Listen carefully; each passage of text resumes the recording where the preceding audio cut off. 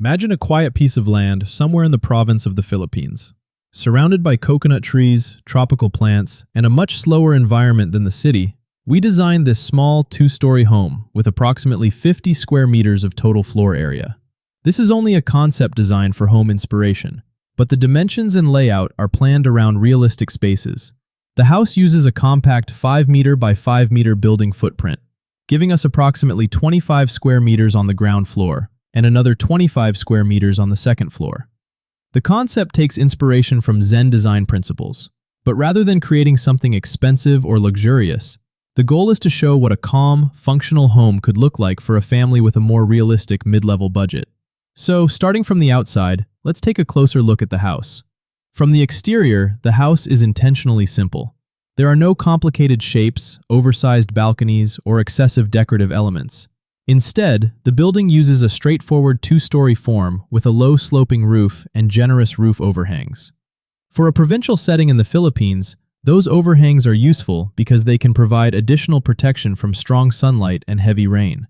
The exterior walls use a simple neutral finish, while timber-inspired details are added around the entrance and upper windows to give the house warmth. These don't necessarily need to be expensive hardwood. For a more realistic budget, similar effects could be created using treated local timber, wood-look exterior panels, or other weather-resistant materials. The vertical screens on the second floor also give the facade some character, while helping provide additional privacy and shade. Large windows are positioned around the house to bring in daylight and help encourage natural airflow. Because this home is imagined somewhere in the province, landscaping also becomes part of the overall experience. Instead of a complicated landscaped garden, the concept uses simple stepping stones, grass, rocks, and tropical plants that are commonly suited to the Philippine climate. The result is a small house that feels connected to its surroundings without trying to look overly expensive. Now let's go inside. As we enter the house, we first arrive at a small genkan-inspired entry area, measuring approximately 1.4 by 1.1 meters. This creates a small transition between outdoors and the main interior. It can also become a practical place for removing shoes before entering the house. A compact shoe rack or bench can be placed here without taking too much space. And because the entire ground floor is only around 25 square meters, every part of the layout needs to perform a specific purpose. From the entry, the house immediately opens into the main living space. The living room occupies approximately 2.7 by 2.4 meters. It's not a large living room, so instead of using bulky furniture, the concept uses a simple 2- or 3-seat sofa, a compact coffee table, and a low television cabinet. The furniture is intentionally kept lightweight and visually simple. This helps preserve circulation through the room. The warm wood tones, neutral walls, natural fabrics, and a few green plants create a relaxed atmosphere without requiring expensive decorative pieces. Because the living room connects directly to the dining and kitchen areas, the entire ground floor feels more open than it actually is. There are fewer walls separating the spaces, which is very important when working with only 25 square meters. Moving toward the center is the dining space at approximately 1.9 by 1.8 meters. A simple 4-person dining table is enough for this area. Rather than adding a large formal dining set, the idea is to use a compact wooden table that can comfortably serve everyday family meals. Because the living room, dining area, and kitchen are visually connected, furniture placement becomes very important. We still need a clear walkway from the front entrance toward the kitchen and staircase. So although the floor plan is compact, it shouldn't feel like furniture is blocking every direction. Behind the dining area is the kitchen, measuring approximately 2.7 by 1.8 meters. For a house this size, the kitchen needs to stay practical. The concept uses a straightforward counter arrangement with lower cabinets, selected overhead storage, a refrigerator, cooking area, sink, and basic preparation space. Instead of expensive stone surfaces or highly customized cabinetry, this could be built using more affordable, locally available materials. A window is positioned above the counter to provide natural daylight and ventilation while cooking. This becomes particularly useful in the Philippine climate, where heat and humidity can quickly build up inside a small house. The kitchen doesn't try to become a showpiece. It's simply designed to function efficiently within the available space. Beside the kitchen, and close to the staircase, is the first toilet and bath.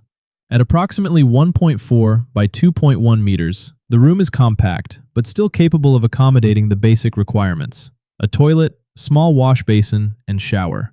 The finishes remain simple.